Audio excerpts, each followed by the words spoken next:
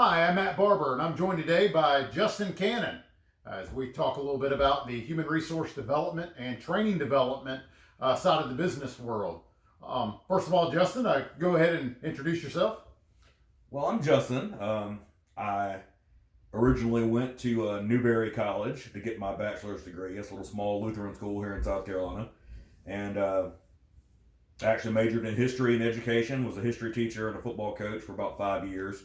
Um, Not to get into details, but it wasn't the most financially sound career for me. If you know anything about teacher salaries in the South in general, and South Carolina in particular, you will understand why.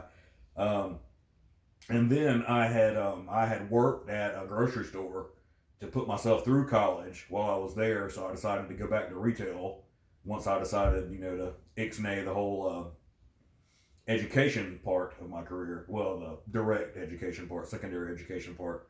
Um, and I got back into retail, and then that I kind of jumped around, did some things. I ended up in discount retail, and there I was a store manager to start off with, and then I became the guy who trained other store managers. And, there was a company program. You had a training store manager, and I was that for District 234. And there was a company program with boxes, and I had to check them off after I trained the new store manager on that, and then they would sign it. And that was part of what I did. And then I got into hiring a little bit. Well, you always hire for your store as a store manager, but I got into district wide and region wide hiring, um, just for different things. I know you're going to ask me more detailed questions on this. So, I am skipping some things, but just to give you all who I am. And then I went down to Florida to pick up another degree, and that's kind of where I am now. I'm kind of an HR role with a discount retail company. So, you have an interesting start to your career. You started off with the education path.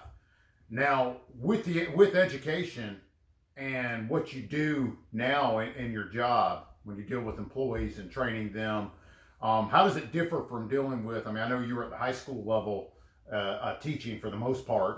You don't think you dealt with any younger than that, did you? No. Student teaching maybe. Right. But no. I did teach some freshmen and all grade, all four high school grades. So now dealing with the high school kid and the working adult, where have you seen the differences in that? Oh, well, first of all, the audience is totally different. Most people need a job as opposed to wanting a job. Whereas I don't think any high school kid wants to be in school. You do have some that are motivated to go ahead and do their best, get their best grade, get on out of whatever town they're in, and go to a name university and go on about their lives. But I would say, and I taught in a very low income part of South Carolina, I would say that's probably describing maybe 10% of the student body I personally dealt with. Most everybody else was there to get their free lunch. And I'm not being sarcastic at all. That's the reason why they were there. You couldn't get those type students to take a note. You couldn't get them to study for a test. No matter how easy you made it, they would find ways to fail. And if you didn't know somebody, it was a really small town, so usually you had somebody that you knew was like a mentor to them, and you could talk to that person, and then get that person to talk to the student, and then maybe you'd be able to get something out of them. Once again, outside of the 10% who were self-driven. Now, you also coached Yeah. while you were an educator. Those kids, most of them, majority of them that are out there actually competing in a sport, they do want to be there. Oh, well, for the most part. Yeah, I can't imagine. We had a couple band students. This is a very small school. So like your band, your drummers actually could have been offensive linemen on the football field. You're actually losing football players to the band, or vice versa. So sometimes you might have a kid whose parents or grandparents or whoever is their main family member would actually steer them towards the band and away from football, and then you would have somebody unhappy to be in the band, or once again vice versa, but it was more often the other way. But no, other than that, plus they had to have a C plus average to be on the team to compete anyway. But yeah, so that's different. But I noticed in my first year of coaching though that that what you really want to do, Matt, and I see this across from me at 18 years old coaching B team football at my own high school that I graduated from, all the way till today, is you've got to establish a product, for lack of a better term, that kids and people and trainees and hirees, whatever category you want to put them in, that they're going to buy into. And I remember I could get in arguments with other coaches about this until I was blue in the face. Like, I'd say, Coach Z, so-and-so is doing pretty good, but, if you got after him a little bit, you'd probably do a little better. And I'd get some blue to the gills lecture about intrinsic motivating factor. If the kids didn't have that, they weren't going to be successful anyway. I personally find that completely ridiculous. I think that you've got to be invested in them just as much as they have to invest in you. And you find out what motivates them better. Like some kids, if you cuss at them a little bit and kind of give them a little shake, nothing violent, no Woody Hayes stuff here, but you just kind of give them a little shake, it gets them motivated. But some other kids will go into a shell. My daddy don't even talk to me that way. Why are you going to talk to me that way? Those kids, you got to put your arm around and say, hey man, I know where you're coming from. We just need a little bit more out of you. But it's up to you as the coach or the trainer or the teacher or the whatever role you're in, to create that product that the kids or trainees or hirees or employees will buy into.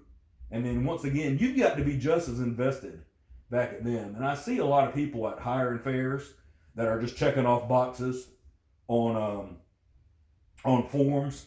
They'll talk to somebody. I mean, there's certain rule of thumbs, like you don't want to hire a teacher that quit in the middle of the year because there's something behind that that's probably fishy. I mean, there are some rules that aren't really hard and fast, but general rules of thumb. But I see so many of these HR people with these huge files, and we'll run through, say, 1 to 200 people at a hiring fair, and they're just coming through there, just checking boxes. I don't even know if they look at the person. Checking boxes, put them in one pile or another. See you. We might call you. Have a good one. And I always try, and they always say I'm a little too slow with it, but I like to have some eye-to-eye contact so I can get a feeling for what's there on the other side of the table. Right. And because you never know what you're missing on if you're just checking boxes. Right. Or like I remember one time, some company didn't hire a guy because he wore like some weirdo hat to an interview.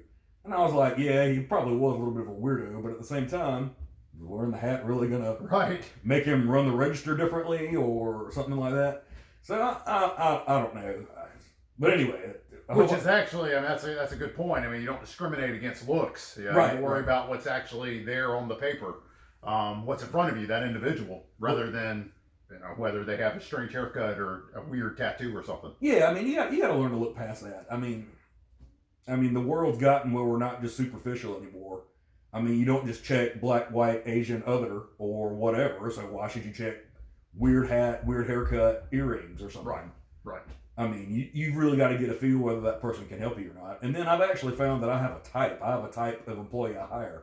We did a mass hiring for a store we opened in Columbia here, and I hired 20 people for it, and 11 of them, get this now, 11 of them were left-handed females, and 7 of them were Libras, which I'm a Libra. So, I mean, obviously I didn't do that on purpose. I had no idea. It just happened to be a random thing. Yeah, I had no idea whether they were left-handed or not, or Libras, because I didn't see their birth dates till after I saw their form. So, kind of funny. Funny little story I like to tell anyway. Well, let's move on a little bit. Okay. Talking to somebody who's getting into this industry, that's getting into training and development, or they're going into human resources, what would be the advice that you would give to them? Always be open-minded. Always look for ways that somebody can be good for you, not just necessarily ways that, they're easily not good for you. Like, you always want to look to find that diamond in the rough. Now, with discount retail, a lot of the problems we have is that if you hire somebody that's going to be good at, we're paying low end of the scale here, we're going to lose them to a better job later on. And then you have a problem with turnover. So, but I mean, the month or 3 months or 6 months they're with you are better than hiring the bottom of the barrel and turning over every 2 weeks. I'd rather turn over every 6 months or 3 months than that often. So I'd say definitely have an open mind. But I would also say have access to all information you can get from your company. Like when we're hiring for a particular store, we get we get a sheet that's got all this stuff, all this kind of information in it, and to show their crime rate index is for the zip code that the store is in. Right. And to me, that was always important because I would tell managers of these stores, because we would make their initial hires and then we move on to something else, and then they would be responsible. We tell those guys just to try to hire outside of your zip code, because obviously you got a criminal element in your zip code. Yeah, and with the discount shopping store, the shrink has to be kept into consideration, especially when corporate is. Oh, shrink's number one. You do have some investors or members or whatever that just look at revenue, and that's always cool. But in reality, you got to take that shrink into effect and look at your whole EBITDA or your whole bottom line. I don't know. I assume everybody's familiar with the profit and loss statement by this point. Yes. By this point, so look at your EBITDA, find out that bottom line, and then you can really take a good picture of where your store is or whatever it is you're doing at that point. Yeah, and different places have different things that they got to report to stockholders and what they need to report to the corporate side of things. Some of them do value shrink more than others, but I think in your case, the P&L is what is the bottom line of it all. Yeah. And I kind of agree with you on the revenue side of things. What misconceptions do you think there is about your profession? Not necessarily in discount retail, but just overall when it comes to training and development. Well, I'll go through a couple. Yeah. First of all coaches are history teachers and don't know anything except how to coach football. That's not true. Anyway, that's not exactly where you're going. I know, but that's not true. And then my brother graduated the University of South Carolina in 1995, and he has a concentration in human resources. But his college advisor had actually told him that human resources was, and this is a quote from his advisor, not me, so make sure we make that distinction, that those areas like HR were often given to women or minorities to fill up management quotas for companies. And while that may have been true in 1995, I don't find that to be really true anymore. So I think that's a misconception that's still out there. If you ask my brother that, he would still go off what his advisor told him 30 years ago. Well, I hear the same thing, especially with females, that it's a female-oriented field. Right. And I know personally, just dealing with some folks inside of our course, it's actually a diverse group of people. Right. And so I don't think that's true either, especially whenever you get to the upper levels of human resource. Yeah, I think you're right, and I think it all boils down to Star Trek, if you want to know the truth. Mr. Spock had a little medal he wore called an IDIC, IDIC, infinite diversity and infinite combinations is the best way to solve problems. And, that was 50 years ago, but it's still hard. Little stuff like that just hits home. You don't want to discount somebody just because they're something, and you don't want to discount somebody because they're not something. Right. You want to talk to everybody and pick out who's best and whatever. But I do think that's a misconception right now, that females dominate HR, and that's just not true. Well, and we also know that in 2020 compared to 1995, females are moving into various different roles. I mean, you have more female CEOs than ever. You have more minority CEOs than ever. Right. And so I think it's just and I think you have more of a diverse workforce than you ever have before. You've probably seen it yourself in discount retail, that you probably have more of a mixture of people entering that side of things. Well, we had to go into that with a sledgehammer because it seemed that our store managers that were minorities would only hire minority employees, and our store managers that were Caucasian would only hire Caucasian. So sometimes, we'd have to talk to some people and be like, no, you got to get a better mix in this because you're driving off your clientele, or you could potentially be driving off your clientele. You want to be sure and appeal to all potential buyers. Yeah. So sometimes there's a little forced diversity, and I hate that we say that in this day and time, but sometimes it's a reality. I mean, just in my little world, I don't know how it is, out and everywhere else, but in my world, that's a reality that we face. Yeah. Now we're talking about what you would recommend to students. What type of books? I know you're a big reader, really on history side of things, but you've also read a lot of leadership books. Is there anyone in particular or any book in particular that you would recommend? If you're one of those people that can, well, okay, let's just say Lou Holtz actually has books that are designed for people who work in business because Harvey Mackey contracted him to come speak at all of his quarterly meetings for a year or two. And what Lou Holtz ended up doing, like one book he has is just about the 1988 Notre Dame team. That's not exactly what I'm talking about. I think it's wins, losses, and learnings or something is another one. That's one if you can pick out, he's telling sports metaphors, but he'll also give you like a paragraph of how that can translate into your business.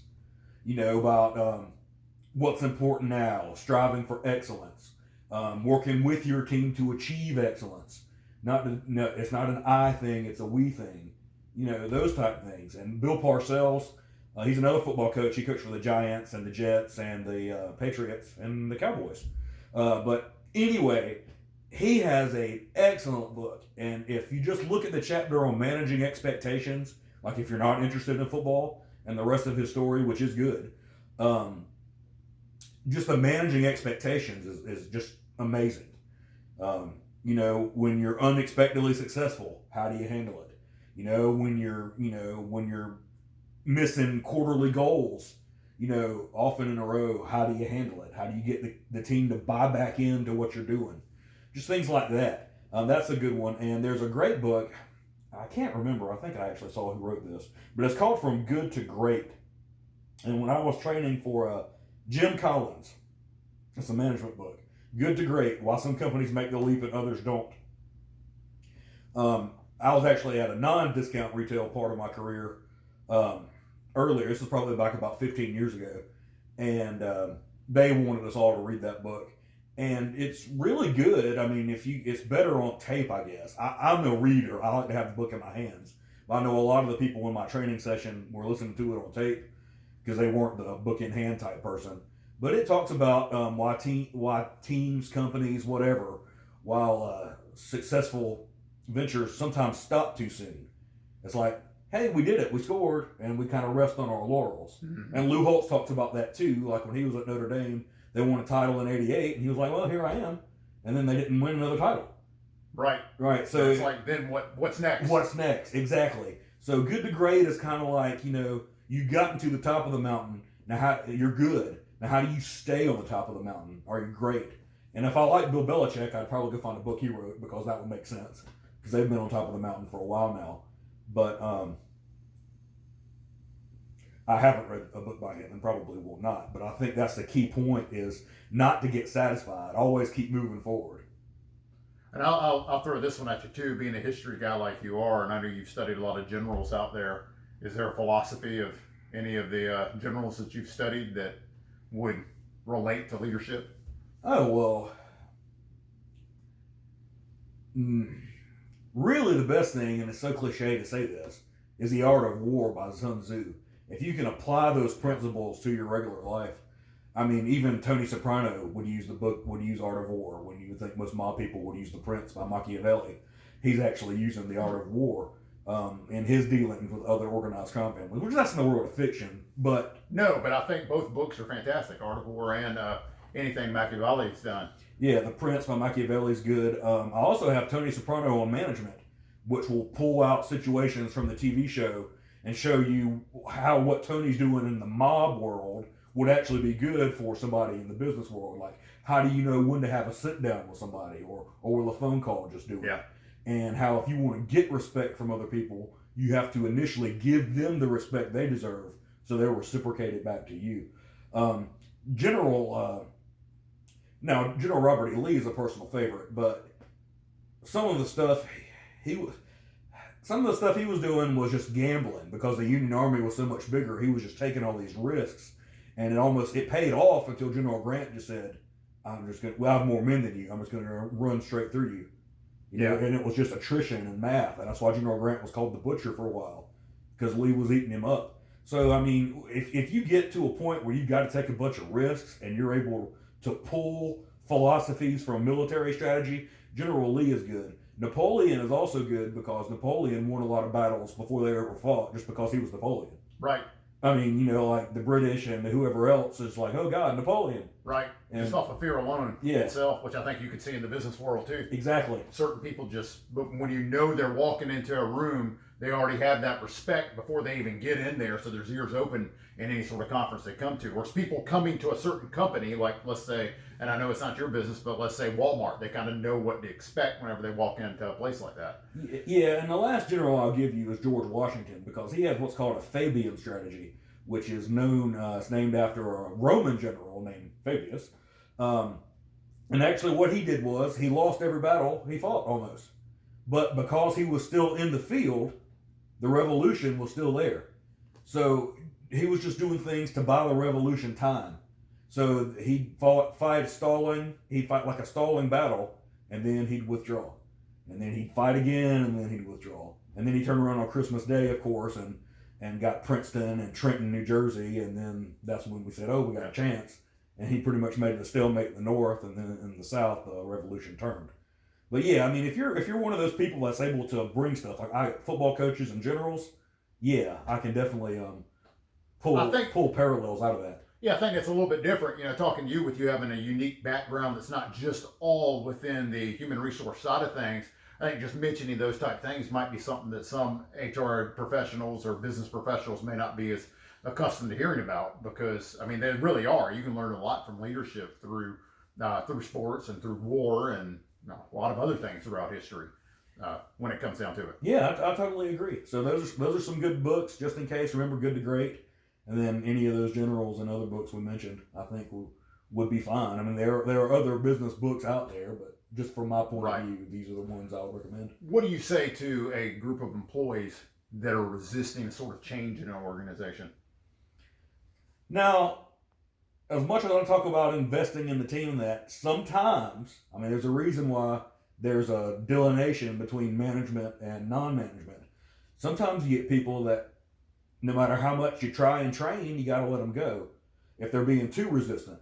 But that's not where you start off with. That's definitely not your goal. Right. What you want to do is try to, like I said, give them something to buy into. So talk to them, find out why they're resisting that change, and seeing if it's something you can't relax or make a little more sense to them, or something of that nature. Yeah. Like I know our discount retail came out with this new hours matrix, and it cut everybody's hours. And nobody wanted to go along with it, and a lot of stores had 100% turnover just to find people who weren't familiar with the old way. And some people you might have had to reduce your workforce by one and combine some of those hours and give them to other people. But I mean, there's ways you can work it where you don't just say, "Oh, well, you don't like it, you're fired." I don't think that's healthy. Right. I mean, ultimately, you may have to do that, but that's definitely not the goal. No. What would you say? What type of skills or talents are effective in your field? Well, you got to be mentally flexible, because I'm certainly not physically flexible. But you got to be mentally flexible and just be able to adapt to situations. Like, you can't become resistant to change. And a lot of that was my problem coming up in my 20s. I was in upper management at a kind of a young age, and somebody pulled me aside and said, "You're much too young to be so resistant to change." I was like, you know what? I guess you're right. Just saying that we've always done it that way really doesn't mean anything. Yeah. So that conversation with somebody kind of opened my eyes to just be willing to adapt, be mentally flexible, those type things. Be willing to take a chance on a hire, maybe we talked about earlier. Right. Something like that. Yeah. Be open to all candidates that you're dealing with and personnel. What if you see someone, let's say, into the field that early on they struggled, as an employee, and they struggled, but all of a sudden they really just in the last year or so they've just taken off as an employee. How do you regard that type of person? Well, that's somebody who is willing to put their nose to the grindstone and just keep trying and trying and trying until it hits them. Yeah. Because retail is not for everybody. Right. And neither is each different business. Working in a plant, making steering wheels is not for everybody. I mean, so first of all, you got to make sure, after a proper training period, make sure that it's for them. Maybe they're just missing a couple of things. Or maybe retail is really not for them, and you got to have that talk with them. Like, look, I mean, I'll keep working with you, but I don't know if this is such a good fit. Yeah. But, keep working with them is a big thing. I tell people, I don't want to ever be a reason that some kid's not getting a Christmas present because I couldn't work with his father or mother to keep them employed. Yeah. Yeah. What do you see are some problems in the field? Oh, the entitlement culture of our society. Yeah.